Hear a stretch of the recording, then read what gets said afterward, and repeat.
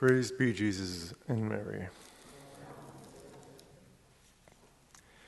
In 1595, when St. Josaphat was a boy, the Orthodox bishop of Brest, Litovsk in Belarus, and 5 other bishops representing millions of Ruthenians sought reunion with Rome. And Josaphat was to dedicate his life and suffer his death in the same cause. Born in what was then Poland, he went to work in Vilna and was influenced by the clergy there adhering to the Union of Brest. And he became a Basilian monk, then a priest, and was soon a well-known preacher and an ascetic. And he became the bishop of Vitebsk at a relatively young age, and he faced a difficult situation. Most monks, fearing interference in liturgy and customs, didn't want union with Rome. And by synods and catechetical instructions and reform of the clergy and personal example, Bishop Josaphat was successful in winning the greater part of the Orthodox in that area to union with Rome. And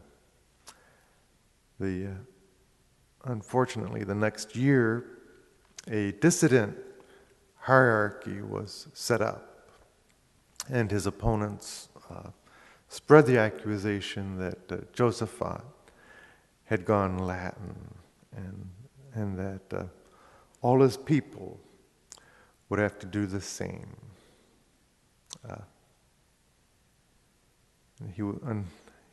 It's a sad reality that he was not enthusiastically supported by the Latin bishops of Poland. Despite warnings, he went back to Vitebsk, which was still a hotbed of trouble, and attempts were made to stir up trouble and drive him from the diocese. And there was a priest that was sent there to shout insults to him from his own courtyard.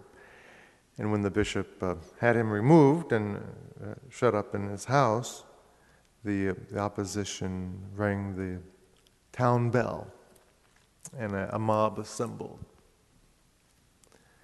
And the priest was released, but members of the mob broke into the bishop's house. He was struck with a halberd and then shot, and his body thrown into the river.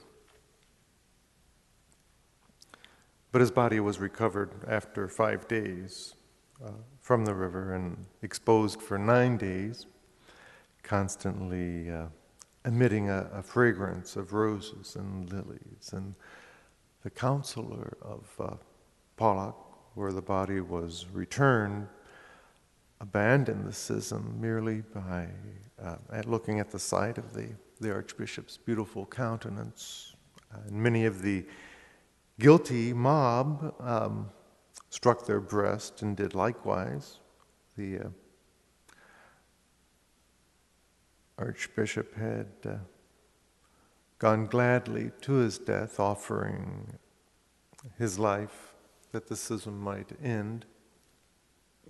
He had said as much beforehand. And 4 years after his death, the false archbishop consecrated his life to penance and prayer and the defense of the union with Rome. And such changes of heart are the greatest miracles won by the sanctity of the true servants of God.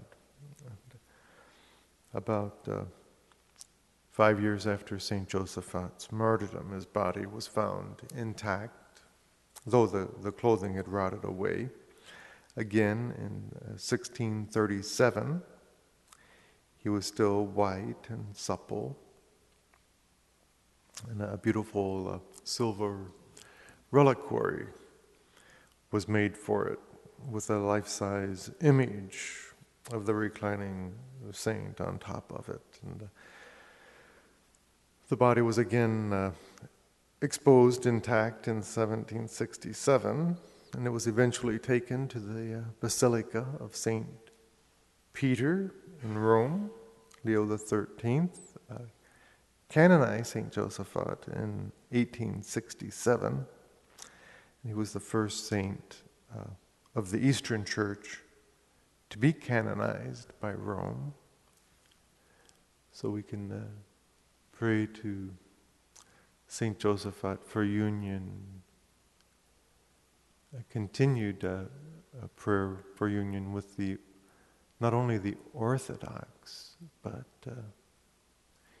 even union within the Latin Rite, our own, the Roman Catholic Church, which suffers from divisions within.